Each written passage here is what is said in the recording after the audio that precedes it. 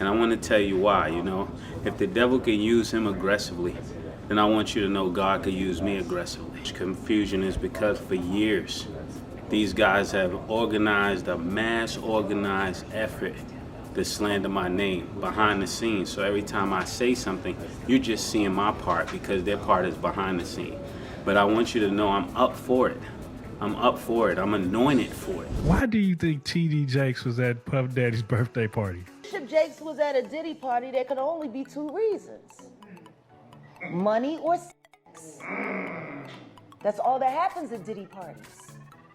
Money and sex. All right, so Mr. Mace and Batha is finally revealing Diddy's actual character, and he recently revealed Diddy in a significant way. Mace recently released some tea, and it's rumored that Diddy and T.D. Jakes have been in an odd homosexual connection for a while. Not only that, but Mace further charges Diddy of pressuring all of the musicians signed to Bad Boy Records into freakouts with him and putting their careers in jeopardy.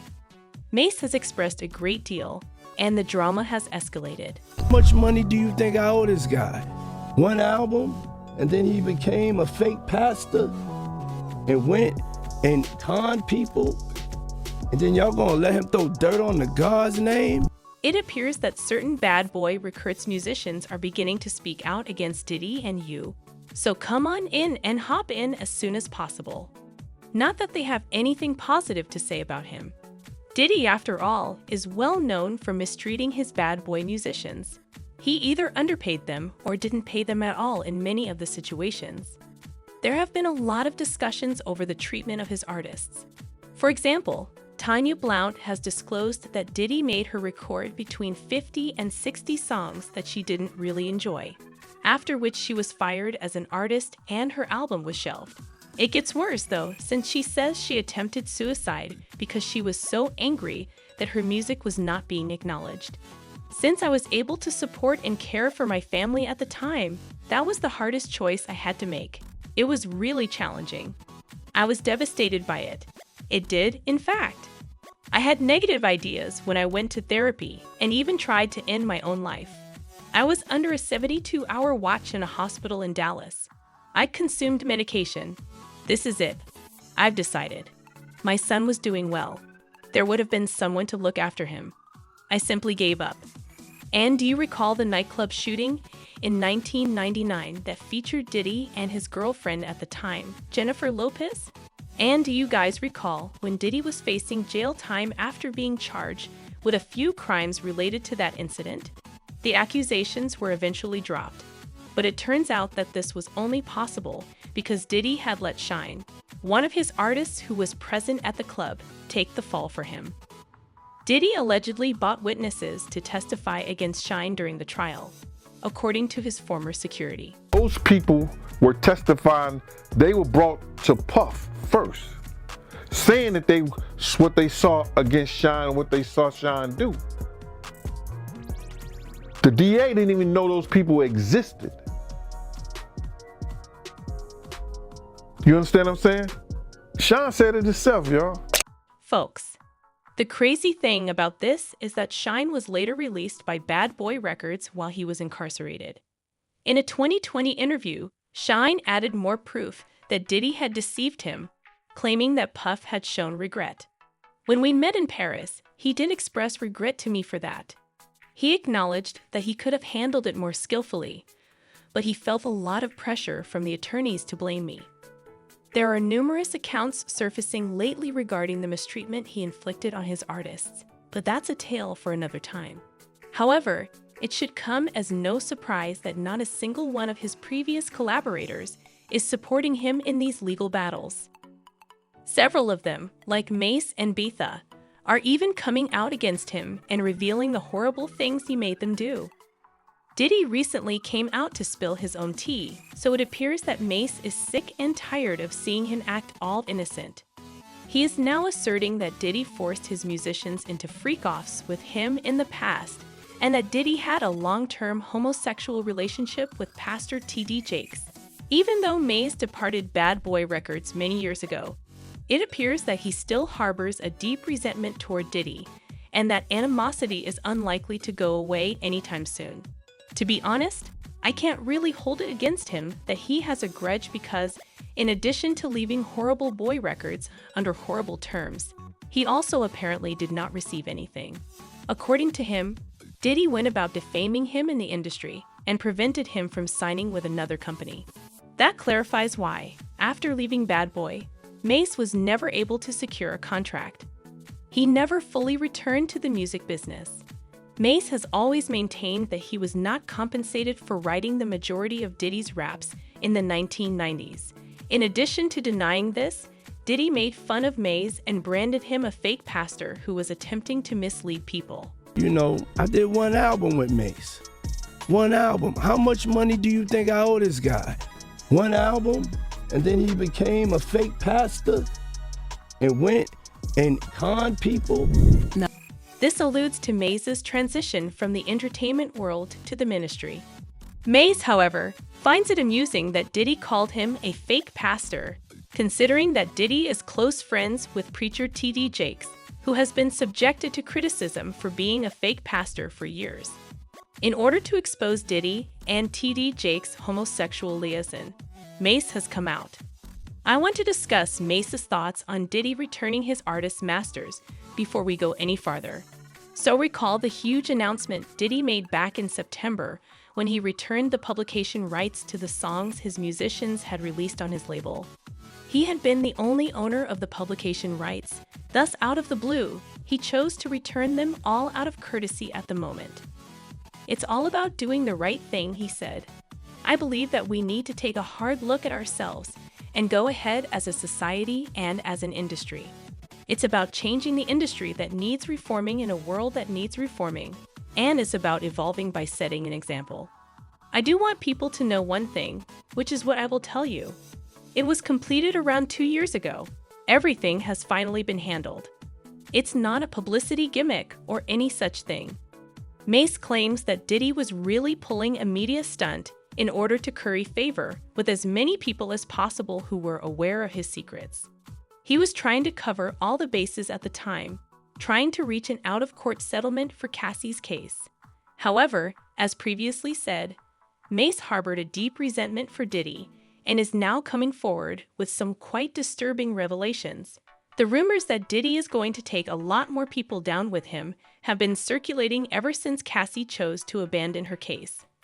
Words have been thrown around like confetti, including Young Miami and Harvey Pierre, the former president of Bad Boy Records and current SA hotshot.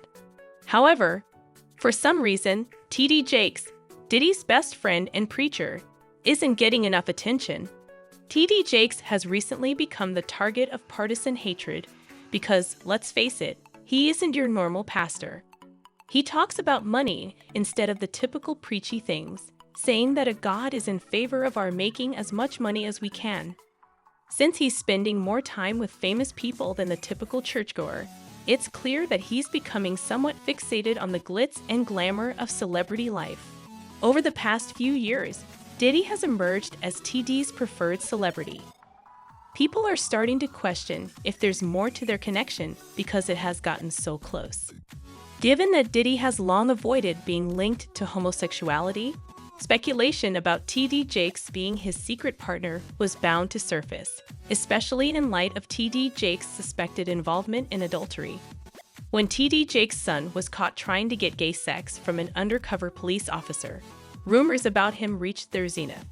Diddy and T.D. Jakes have a long history together, dating back to the days when Diddy was still in a relationship with Kim Porter.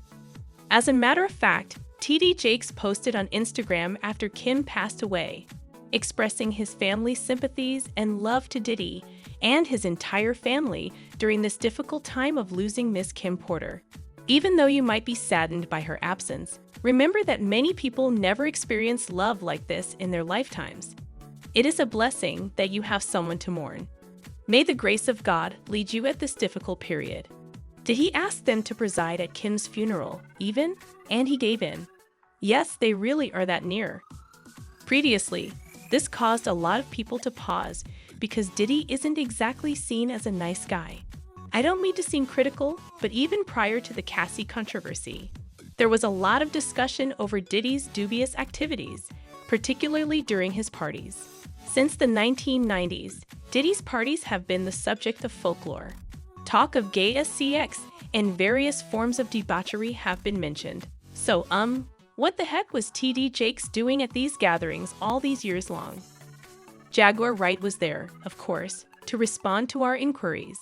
She also says some quite fascinating stuff. What made T.D. Jakes attend Puff Daddy's birthday celebration, in your opinion? Bishop Jakes may have attended a Diddy party for one of two reasons: cash or intimacy. That is all that takes place at Diddy's gatherings: cash and romance. Reports now state that Mace is supporting Jaguar's assertion that Diddy and T.D. Jakes are genuinely intimate partners. Not at all.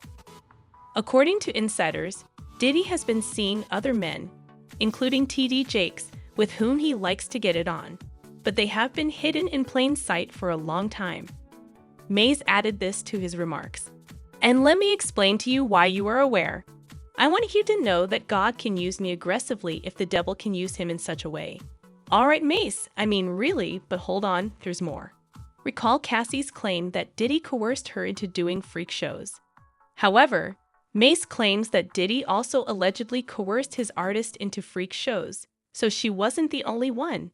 He and Cameron discussed a time when they hired an escort and things nearly went out of control in a recent episode of their podcast. So you recall from Cassie's complaint that Diddy forced her into a freak out without first getting her consent. When Mr. Combs first hired a man and brought him to his Los Angeles house, the man had taken drugs and was wearing masquerade masks, according to Ms. Ventura. While Mr. Combs observed, he gave Ms. Ventura instructions to engage in sexual acts with this man. He got right into it, giving detailed, intimate instructions to Ms. Ventura and the men. After several days of interaction, Mr. Combs started to refer to the setup as a freak-off or FO. He would regularly tell Ms. Ventura at random intervals that he needed a FO, and Ms. Ventura was eventually expected to coordinate the location and the hiring of male escorts. As per the latest information obtained from an insider, Mace and Cameron were acting out the weird shows that Diddy had made them participate in. According to the insider, Diddy had this strange initiation ritual whereby, once he signed artists, he basically made them become freaks. He allegedly fed them a lot of narcotics as well. It is said that the musicians that declined never had their music released. They were let go without providing a valid cause. This sort of makes me wonder whether Tanya Blum's release from Bad Boy Records was actually the reason he dropped her. Fans commented, "You know what's crazy? Even the people you think who would have a moral compass was around Diddy knowing that ish was going on all along, indicating that they are not at all surprised by this." Similar to what the devil was C.D. Jakes doing near Diddy, it is completely absurd that anyone could find Puffy and Slash or all these pimps in the pulpit surprising. Additionally, I never feel good about T.D. Jakes in my spirit. It certainly didn't occur to me, but I'm not shocked. Cheers. Continue exposing these wolves masquerading as sheep. Now, feel free to share your thoughts on this scenario with me in the comments section below. After that, watch the following video.